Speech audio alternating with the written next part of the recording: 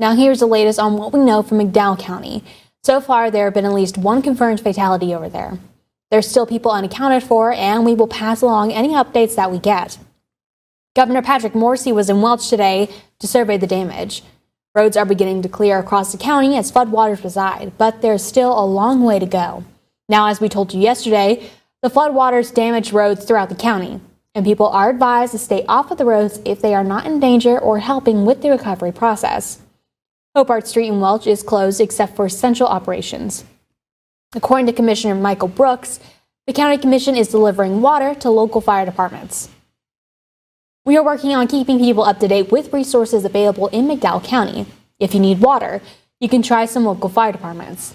Panther Fire Station and Yarshall Fire Department have water delivered. The Children's Home Society and the 5 Loaves and 2 Fish Food Bank will also have water available. Governor Patrick Morrisey said the state has more supplies on the way. And people in need of shelter in McDowell County can go to the Southside School, Yeager Elementary, Mountain Valley High School, Hudson Methodist Church, and Reclamation Church. We're working on learning more about resources available for the residents of McDowell County and beyond, and we will update you as we learn more information. The Mercer County Commission held a press conference this morning to give an update on county operations in the aftermath of severe flooding over the weekend. According to the Commissioners and Emergency Management Director, flooding in Mercer County was not as severe as it could have been. The biggest issue in Mercer County right now are the minor mud and rock slides that have impacted roadways throughout the county. Many have been cleaned up, but there are still some major closures. Route 112 near Ingalls Slide is closed due to a major hill slide slip, and that repair will be a major project, and there's no time frame on it. Emergency Management Director Keith Gano said there are cleaning supplies available for people who need it. I've not had an extreme amount of requests for immediate needs as far as our residents go, and we're thankful for that. We put out flood buckets yesterday to a lot of our area volunteer fire departments has flood cleanup buckets. So if you are in need of that type of cleaning supplies, contact your local volunteer fire department, go by there. And I have additional ones of those that we can get out to county residents. I think the city of Princeton has some of those. There was some flooding here locally in the city. I think the city of Bluefield has some of those as well.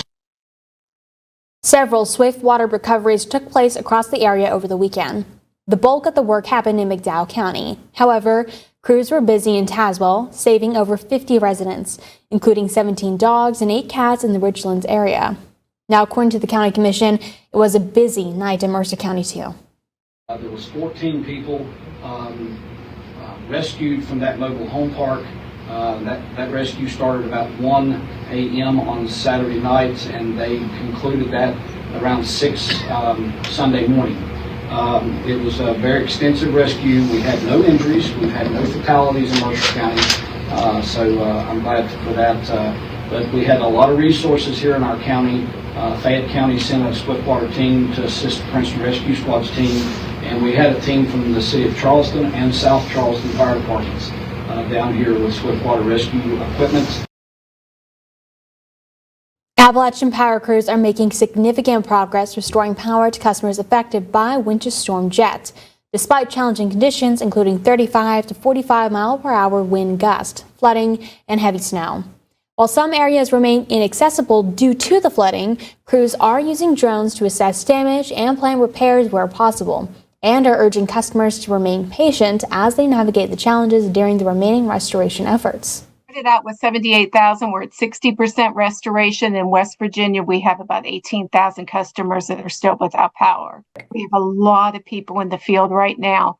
We moved from Winter Storm Harlow to Winter Storm Jet, and we have about 7,000 workers that are dedicated to storm restoration. We want to thank our customers. I thank them for their patience and their understanding. And for those communities that are flooded, please know that we have not forgotten you. And as soon as we're able to get into your community, we will be there to restore your power. Now, in response to severe flooding, the United Way of Southern West Virginia has activated its Disaster Response and Recovery Fund to assist those who were affected. The Disaster Relief Fund aims to support both immediate and long-term recovery efforts for victims of natural disasters. And with this disastrous flooding, the United Way decided now was the time to act.